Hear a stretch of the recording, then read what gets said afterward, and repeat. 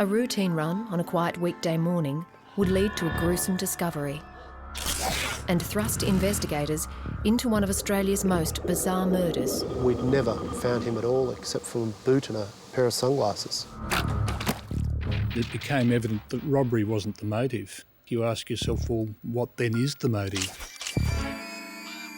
And the only thing that was going to identify that person for us was his DNA. It appeared to be someone who knew what they were doing, possibly even someone with medical skill. And then of all things, he went to his mother's birthday party.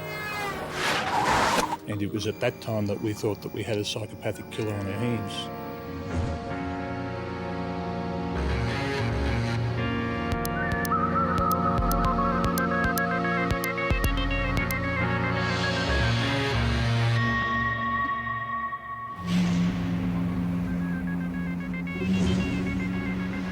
When cab driver Eddie Barmad hadn't returned home following his night shift, his wife was immediately anxious.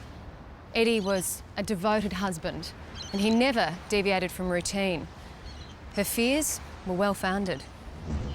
The cabbie's final hours remain a mystery. He was last heard from at about 10 o'clock last night, taking a fare to Peakhurst, but was murdered in this secluded street on Sydney's northern beaches. The scene was pretty much like any crime scene that you would go to, except the intensity of the attack on the victim was somewhat different to what you would see in other crime scenes, and the injuries that he had sustained were quite substantial and horrific. Mr. Barmad emigrated from Lebanon in 1974. He leaves a wife and 7 children. I was waiting this morning till my dad comes home. Yesterday I got 2 awards coming, first in maths and first in electronics. He wanted to see this. But now he's gone.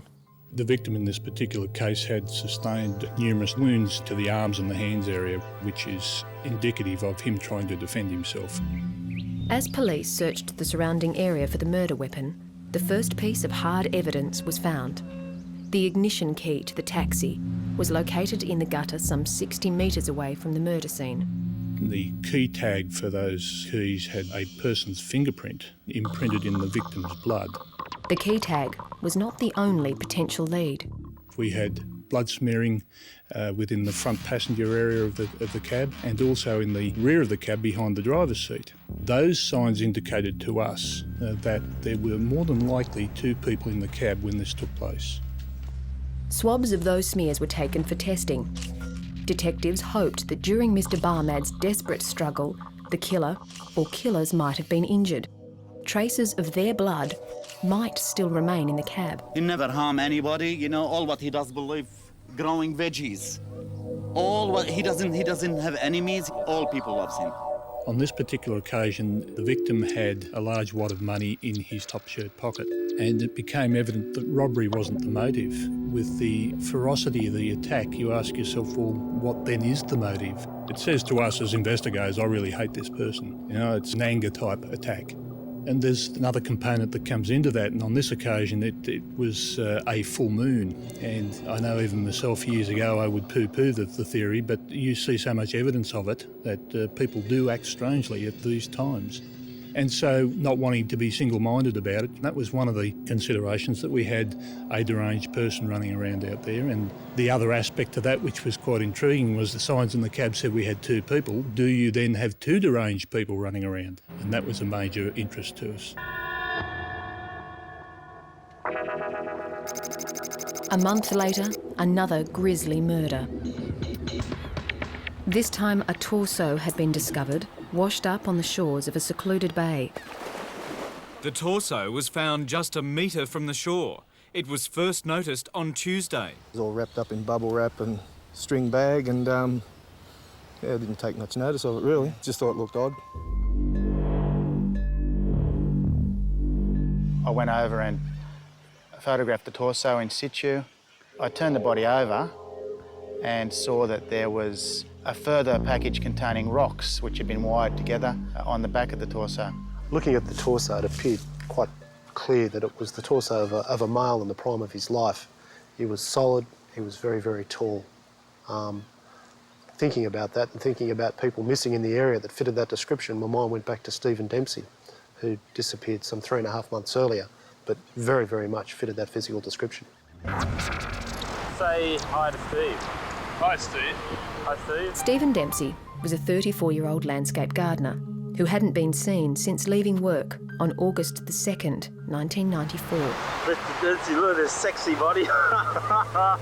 His abandoned car was found at a well-known homosexual beat 3 days later by his business partner, Peter Rolfe. On my way home, I was going down the Wakehurst Parkway, and as I just drove past the entrance to Deep Creek, I suddenly remembered that Stephen told me that he used to frequent the place there. So I drove in, and there was his car parked there. I raced out of my car, looked in his car, and I saw the book he'd been reading the last time I saw him, lying page down on the passenger seat, and also his camera was lying there, and that suggested to me that perhaps he was still around the place. There was also a food container lying on the floor of the car. The label read, August 2nd, the last time friends or family had seen Stephen alive. The adrenaline was pumping, of course, when I found his car, but at the same time there was this terrible fear as to what on earth had happened, because it was so totally unlike him. OK, perhaps there was some reason he wouldn't contact me, but the fact that he wouldn't contact his sister, who he lived with, to explain his disappearance for 3 days.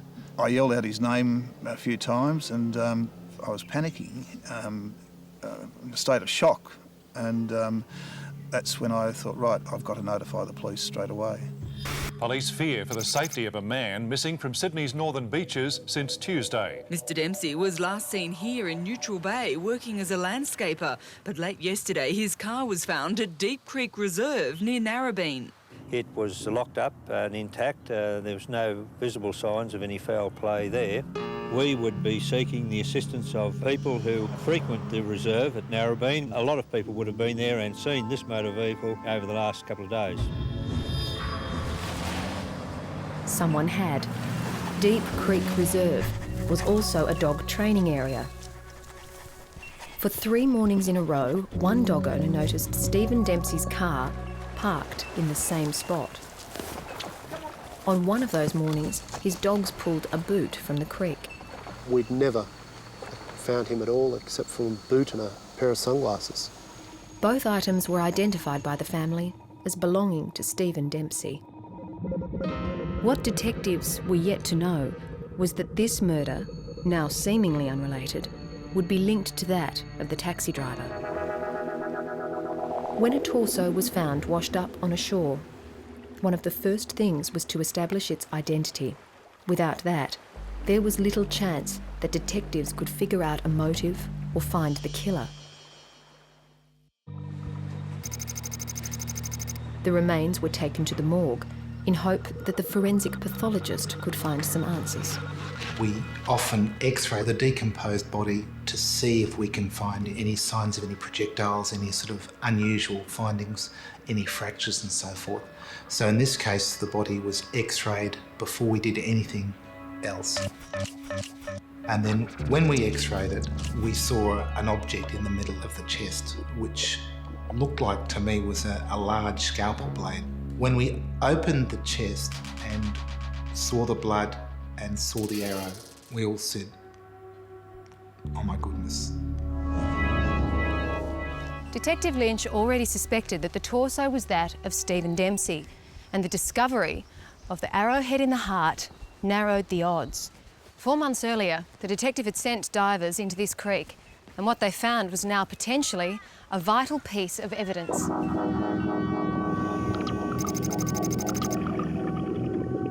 A bow and arrow had been found in the vicinity at the bottom of Deep Creek a short time after Mr Dempsey disappeared.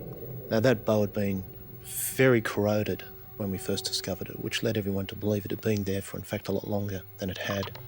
Attached to that was a quiver with about 3 arrows with broadheads, and the broadhead was identical to the one that was in the chest of the deceased. I was fairly sure then my hunch had something to it.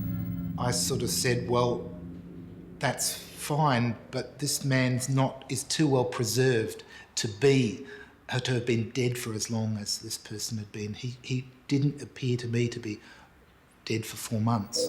Chris Lawrence was saying the body had been in the water for 3 weeks, So we had 3 months and a week to account for where had Stephen Dempsey been during that time. That was the mystery. Well, I said, if it is him, then he's been somewhere else. They've put him somewhere in cold storage or done something with the body in the meantime. There seemed little doubt that the torso was that of Stephen Dempsey, but it needed to be confirmed. And in this particular case, all we had was a torso, and the only thing that was going to identify that person for us was his DNA. But in order to do that, you have to have both the mother and the father. In this case, we did. There was blood still in the chest cavity, and so we did have usable nuclear DNA from the torso, and we were able to get a pretty quick result. DNA tests have solved a murder mystery which has baffled Sydney police for months. They've confirmed that a human torso found at Pittwater last month was the remains of a man missing since August. For the family of Stephen Dempsey, it's a tragic end to a 4-month search. We know that Mr Dempsey died as a result of a penetrating injury to the chest area. But that's virtually all police know, and they're again appealing to the public for help. While the identity of the torso made headlines, the cause of death remained a secret. With any investigation, you are very, very mindful about the evidence that you've got, firstly, and the information that you do and do not release. On this particular occasion, it occurred to us that the offender had overlooked the fact that he had left the arrowhead embedded in the victim's heart. And that arrowhead was the sole piece of evidence at that time that we had which connected the deceased to the killer. But that arrowhead wasn't the only thing the killer had left behind. The forensic pathologist had also found possible clues to the killer's identity. I've seen a number of bodies that had been dismembered, and this one had been done incredibly neatly. It appeared to be someone who knew what they were doing. Someone like a boner, somebody who worked in an abattoir, possibly even someone with medical skill. And when Detective Lynch took the bow from Deep Creek to an archery specialist, he got more leads on the killer. It had been built specifically to be very, very powerful, that bow. It had been put together to be powerful. And that was determined ultimately by what they call the draw weight, the amount of strength it takes to draw the string back. Well, this suggested that the person had it was fairly solid, he was fairly strong. Second of all, you could make a measurement between the bow handle and where the string's position was when it was fully strung. And that would give you the length between a person's wrist and their shoulder. And looking at that, it was worked out that the person that had a bow like that would have been about 5 foot 9 inches tall, 5 foot 10 inches tall. Then another piece was added to the puzzle. A young man reported an incident at Deep Creek in December '93, some 8 months before Stephen Dempsey disappeared. It was dusk. He and his friend had been walking along the path one way and they saw someone walking the opposite way. As they walked past him, they saw he was carrying a compound bow. They've heard a noise, they've turned around to see this person with the compound bow cocked and pointing at them. One of them scattered into the bush, ran away. The other one went into the bush, picked up a big stick and confronted this guy. Now luckily, that person had been a member of the Field Archery Club nearby and he had a very, very good knowledge of bows and arrowheads, etc., etc. He identified the bow as being a camouflaged compound bow, which was identical to the bow that we'd recovered in the water. He then described the arrowhead that he'd seen on that bow and which had been pointing at him, and he'd seen it fairly clearly as being a Davies Aztec arrowhead. He then went on to give a fairly accurate description of the person that had propped him with the bow. He was a male, he was 5 foot 9. He was a fairly solid build. He was white Australian. He was wearing a motorcycle jacket, which was interesting. And he was 8 months prior to the murder, seen with the bow, with identical arrowheads, some 100 yards away from the murder scene. So was this person the killer of Stephen Dempsey? And what, if any, was his connection with the brutal murder of taxi driver Eddie Barmad? Nearly 4 months after the investigation began into Stephen Dempsey's murder, the police hit a brick wall. With the detailed profile that we had, we knew a lot about the man. We didn't have his name. By releasing the cause of death with the arrowhead as being the cause, we were straight away narrowing down the field of people we would be possibly looking for. Police are hunting a Sydney Rambo who murdered a young gardener with an arrow through the heart. 32-year-old Mr Dempsey was targeted at Deep Creek Reserve, Narrabeen, a notorious gay pickup beat. Police now fear the killer could be living out a sick fantasy, stalking bushwalkers on Sydney's northern beaches. 2 others had previously been menaced the year before Mr Dempsey's murder. We're appealing to the public if they could come forward with any information, especially if they frequent the area down there, any information they have of seeing a man carrying a bow and arrow with quiver in the vicinity of the park from November 1993 through to about August 1994. We released information and almost straight away we started getting calls from members of the public.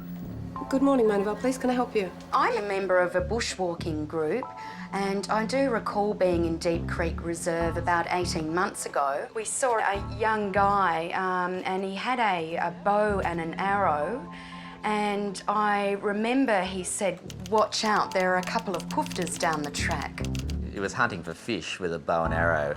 It was one of those fancy-looking bows with the pulleys on either end. Is there any more information you can give us about this gentleman? Oh, I'd say he'd be in his early 20s. He's about, say, 5'9", 5'10". I was in the Deep Creek area on the northern beaches paddling a kayak, and something very strange up there happened. There was a guy up there, and I thought at the time that he was just fishing with a bow and arrow. Was there any warning prior to that? No, he didn't say anything. He continued to follow me. He was going through the bush at quite a rate of knots, so I was paddling as hard as I could, but he seemed intent on keeping up with me. So there was certainly a person around that had a fetish with bows and arrows and assaulting people with them, or certainly scaring them. He threatened 2 young guys. When was this? Out of the hundreds of calls police received, 5 mentioned one person, 22-year-old Richard Leonard. Who lived nearby. He was the same build, he was the same age group. He had a camouflaged compound bow in his house, or certainly had one at this time. He rode a motorcycle, he'd worked in an abattoir, and from every person we'd spoken to, he displayed the idiosyncrasies that we thought we were looking for with our man. We were cooking with gas, so to speak. It now seemed as though the police had found their killer. But when they entered Richard Leonard's name into their computer to check on any previous form or convictions, their investigation took a whole new turn. He presented at St Vincent's Hospital at 2 o'clock in the morning with his girlfriend, suffering from a knife wound to the chest. It had actually punctured his lung, deflated his lung. He needed to have a drain put into his chest, into his lungs, and it's a very painful process apparently. And he refused painkillers and wanted to revel in the experience, so we were told. And again, you know, I mean, this all adds to the picture of the person we're looking at as being somewhat different to your normal and quite strange. He said initially to the police that spoke to him at the hospital that he'd been attacked by a group of people in Hyde Park.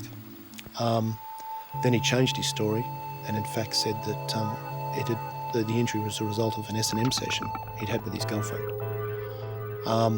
She too had some injuries to her hands at the time. But the police obviously hadn't believed him. They were a little bit perplexed about it. They couldn't take it any further with what they had. So they'd just put the report on that they'd spoken to this person at the St Vincent's Hospital. The date Richard Leonard was admitted to St Vincent's was the 18th of November 1994, the same day as Eddie Barmad, the taxi driver, was found dead in his cab. When our crime scene team examined Mr Barmad's taxi at Colorado Plateau, an unusual looking smear was seen in the centre of the steering wheel. It actually was a different colour to surrounding blood smears, and that's why it caught the eye of our examiner, Richard Layton, who took a swab of that blood for analysis. And it was found to be a mixture of 2 persons' DNA, one being Mr Barmad, but that was only the minor component. The major component was from an unknown person. It appeared that the offender may have been cut and injured himself during the struggle. For us, it's starting to get pretty exciting by this stage because there we have 2 people, both wounded on the night that the cab drivers murdered, and 2 separate inquiries started to come together. And it was at that time that we thought that we had a psychopathic killer on our hands. 22-year-old Richard Leonard was a person of interest in the death of Stephen Dempsey, but that interest intensified when police discovered that he and his 19-year-old girlfriend had been injured on the same night that taxi driver Eddie Barmad was murdered. We commenced surveillance on him, kept tabs on him, what he was doing, and we went as far as we could to check the background information that we'd received about him. And everyone that we spoke to that knew the man confirmed the behavioural patterns about him that we suspected he'd be showing. He seemed like a disturbed man. As a result of that, we developed an investigative strategy which required us to eventually confront them and to interview them. When we spoke to him in the house and introduced ourselves and conducted a search warrant there and told him that we suspected him for 2 murders, he was as cool as cool. We could have been door-to-door salesmen. We could have been a friend calling over. There was no appreciable fear, no concern, no outrage. That sort of suggestion would be put to him.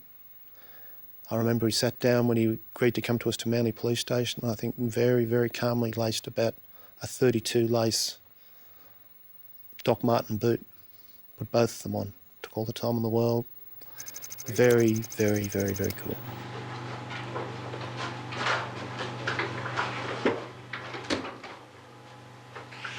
And do you agree that I told you that we were making inquiries in relation to the death of a man by the name of Stephen Dempsey? Yes, that is correct. Do you agree you told me you did not wish to say anything in terms of that matter? Yes, that is correct. Do you agree in other conversations we've had, you told me that you once had a bow and arrow when you were living at Celsius Street, Coleroy Plateau? Yes, that is correct. Do you also agree you told me that the arrowheads you used were arrowheads called bodkins? Bodkin. Bodkins. Bodkin, they are a tin alloy head comprising of 3 blades. Right. Like a tripod. Okay, fine. Have you ever used broadheads? No. At all? It was a key statement. Leonard was denying that he ever used broadhead arrows. It was a broadhead that was found in Stephen Dempsey's heart, and it was a broadhead that the 2 young men had identified when they were threatened at Deep Creek Reserve. That obviously caused us to continue our inquiries, and as a result of previous information we'd received, we identified premises that he used to rent, and we canvassed the local neighbours who told us that he used to sit on the back porch and shoot arrows into an apple tree in the backyard. As a result of that, we examined that tree, and lo and behold, we find embedded underneath the bark, we stripped the bark off, and embedded underneath the bark we find arrowheads identical to the type that we located from the deceased.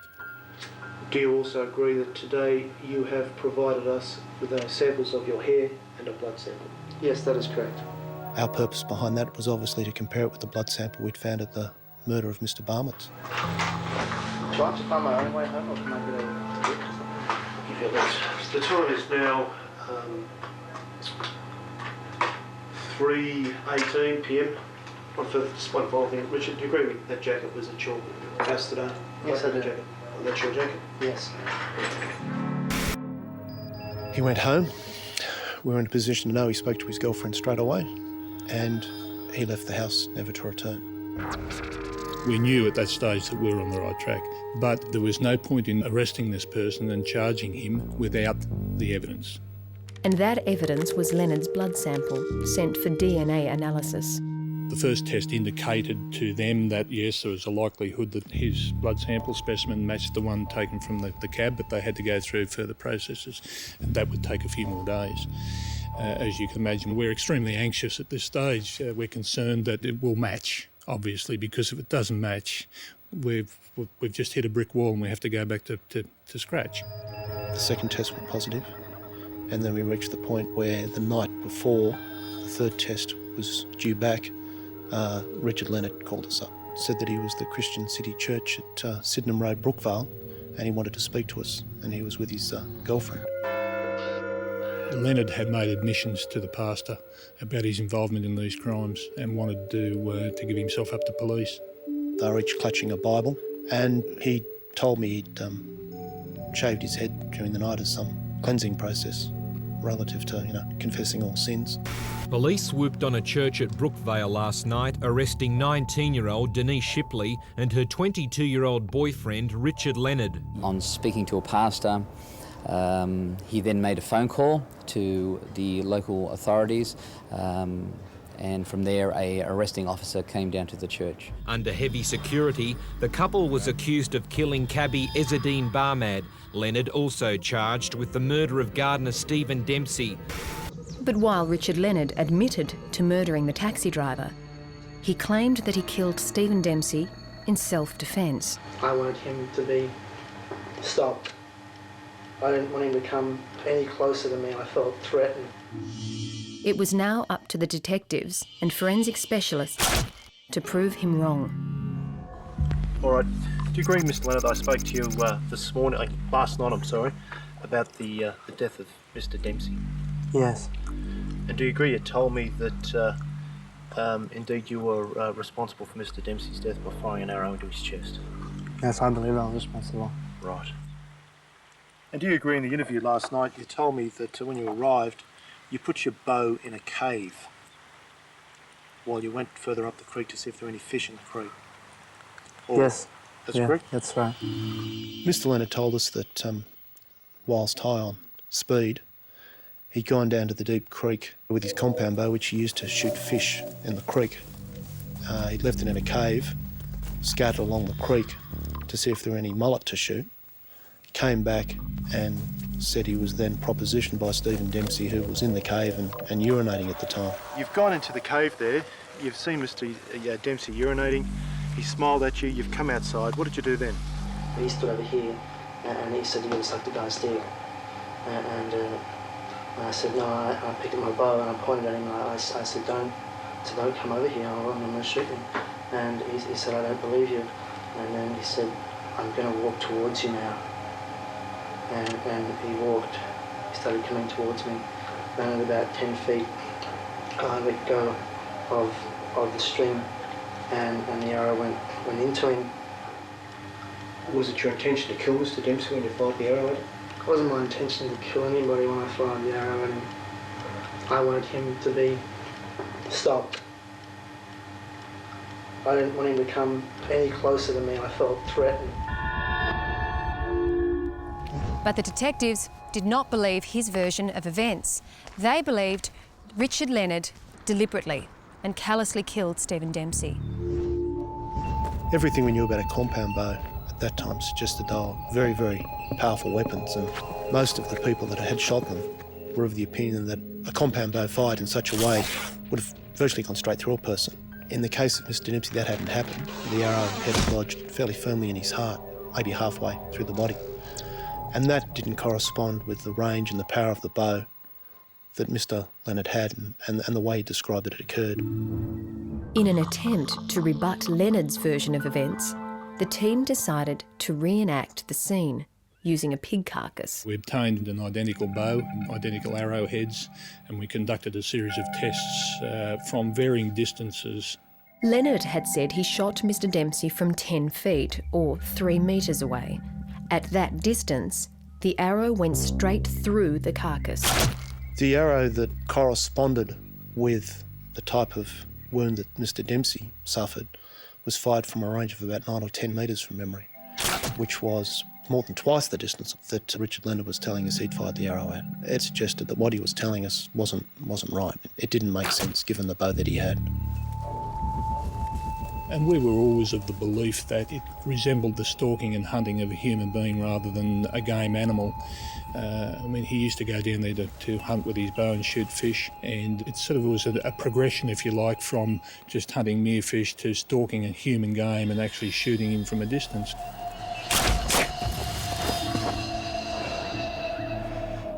Now, these tests, they were certainly not to the point scientifically that would be accepted as being irrefutable in court as evidence, but it was something that we had to do for ourselves. The pig test wasn't allowed in court, But the jury did get to hear a taped conversation that showed Leonard wasn't threatened by Dempsey's homosexuality, as he had claimed. In his interview, he was building a defence of provocation, which suggests that he'd been outraged by a homosexual advance made to him. But we'd had a recorded telephone call from Mr. Leonard where he was attempting to get a job in a male brothel. Yes, hello, my name is Richard. I'm just wondering if you have any positions vacant at the moment. Yeah, we're always looking for people. Do you realise it's male to male, most of our work? I do realise, yes. What do you look like? Okay, I'm around about 5'10", athletic build. Right. Around about a 6-inch cock. What else could I tell you? Are you smooth or hairy? Smooth. Smooth, right. And how old are you? 22. 22. When can you come in for an interview? So we knew that the perceived outrage or the fainted outrage didn't really have very much substance. Again, that put another hole in his in the story he was giving us. Another tape presented to court was even more damning. Some months after we charged Mr. Leonard, police conducting another inquiry were able to provide us with a tape from the jail in which Mr. Leonard just callously was bragging about the circumstances of killing Stephen Dempsey. It was funny, you know, he copped the fucking arrow, went straight in his fucking heart. Anyway, you know, it's really funny. You should have seen his face, right? There he is. He's just fucking, he's there, and all of a sudden he just goes,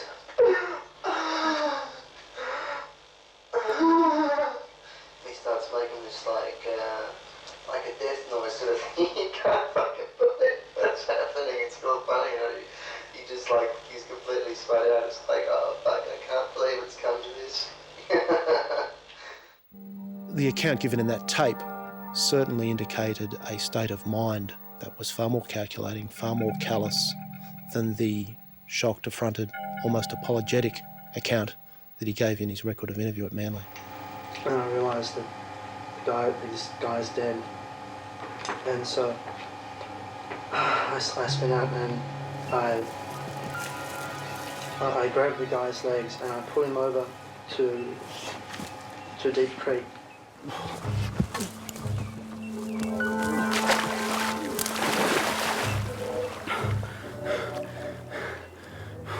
And then he sank down into the water, and then I picked up my bow and like ran a few steps to get momentum, and I threw it into the water.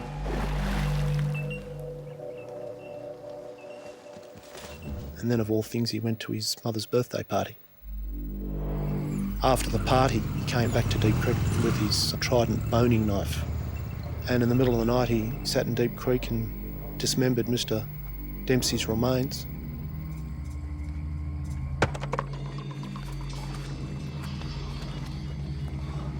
I took out the knife, and it was very bright. I think I remember the moon. It wasn't full. It was pretty close to it. But it was a bright night, and I took the knife and I cut into the leg, and I cut around the leg, and then I cut up into the joint. I used to work in an abattoir. Yeah. So I don't think unless I'd worked in this place, and I don't think I would have been able to do what I did.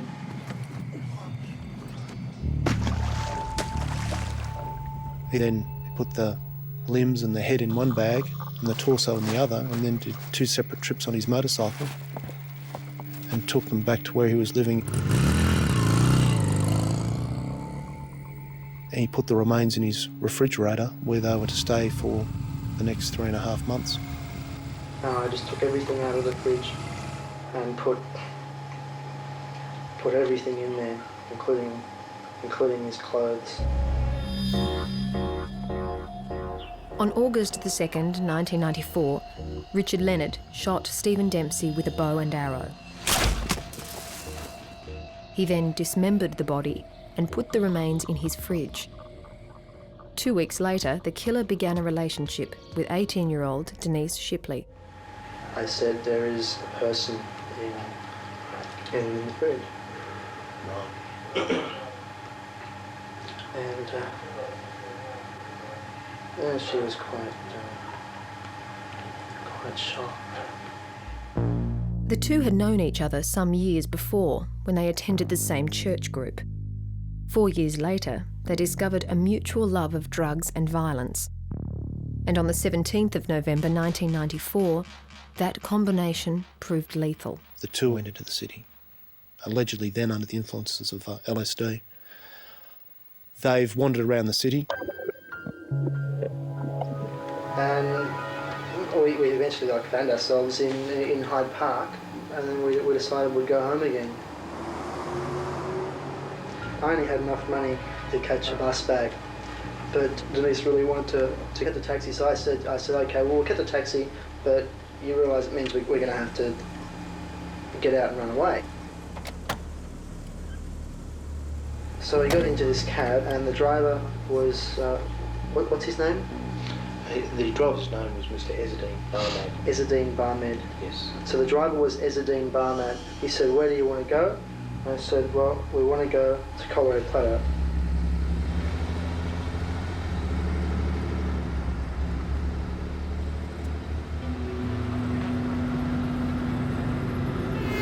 He's then told us that he's didn't have the money to pay the fare, so he's pulled a knife out and put it to Mr. Barmad's throat. The way he describes it as just being, well, he didn't know what else to do. I pulled out my knife from the inside pocket of my Nike jacket and put the point of the knife to the driver's neck. And said, don't move. At the time I said, don't move, he grabbed the knife out of my hand, and then everything got completely insane. Mr. Barmad's grabbed the knife from him, they've struggled, and he's been able to stab him once to the chest. And I got stabbed in the chest through my jacket. By Mr. Barmad. By Mr. Barmad. Richard Leonard, who was a fairly strong bloke, has been able to grab the knife and has just, in a frenzy, attacked Mr. Barmad. And I was wildly stabbing as I was trying to get into the front on top of him, and was stabbing everywhere. What hand did you have the knife? Would have been my right hand, and my knife was very sharp. So I had a steel that I used, and I always had my knife sharp. It was my favourite knife. Mm-hmm. And it actually cost me $90, that knife. And you could get a tomato and slice it like a razor blade. It was really good. At some stage during the struggle, Leonard left his calling card on the steering wheel. His fingerprints were confirmed as being the ones investigators found on the ignition key. After receiving treatment at St Vincent's Hospital, Leonard and Shipley have returned home and realised that there could be some activity relative to the police, and they've then decided to discard Mr Dempsey's remains. They've driven to Church Point, where we found the receipt where they hired the boat from the boat shed, little runabout, little tinny. So Denise has come down here in the boat? Yes. She crashed in the sandbag somewhere around here, you indicated. What did you do then? I got her to go for a walk, and I carried two parcels in sheets down and put them into the boat with wire ties and a pair of pliers. And what were those two parcels you were referring to? They were the remains of Mr Dempsey. Leonard's pulled some rocks from the shore, put those in the boat, and as he's made his way into Pittwater, he's wired the rocks to the torso. There's only one thing I know I can absolutely say as a fact, and that was that there was no residential dwellings in the place where I stopped, and I drifted. So, to my mind, logic, I would say that I stopped here. He's thrown the remains over the side of the boat and then returned the boat, cleaned the boat out, and they've gone home. 3 weeks later, the torso surfaced and Leonard's perfect crime came undone. Without that arrowhead, there's a very good possibility, without an admission of guilt from somebody, that we never ever would have solved it, because it was the one piece of evidence that led us to the offender. Richard Leonard's trial for the murder of Stephen Dempsey lasted 12 days. The court was told how, as a child, Leonard had spent his school holidays with his grandmother, chopping off the ears and tails of little kittens. And when he ran out of kittens to mutilate, his grandmother would just buy him more. It's always nail-biting, waiting for a jury to return. In this case, the jury was out for 4 days. The team were on edge. But more than anything, I think we really felt for the family of the 2 victims on this occasion. It was very, very tough for them. The judge described Richard William Leonard as the epitome of evil. Richard Leonard is only 24 years old, but a judge has decided he must spend the rest of his life in prison for killing New Zealander Stephen Dempsey and taxi driver S01 Barmad. We're very happy. You're very happy. Yeah, thank you.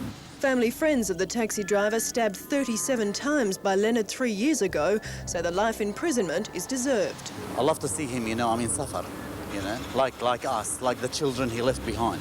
In sentencing Leonard, Justice Badgery Parker said imposing life imprisonment was a very serious step, but the fact that Richard Leonard had killed 2 people and been diagnosed as a psychopath meant he'd always be a risk to the community. His girlfriend, Denise Shipley, was sentenced to a minimum of 3 years and a maximum of 8 for her involvement as an accessory after the fact to both murders. The result when it came through, well, they were elated. It was a huge release of a burden for them, and certainly the never-to-be-released sentence. That was everything they could have hoped for.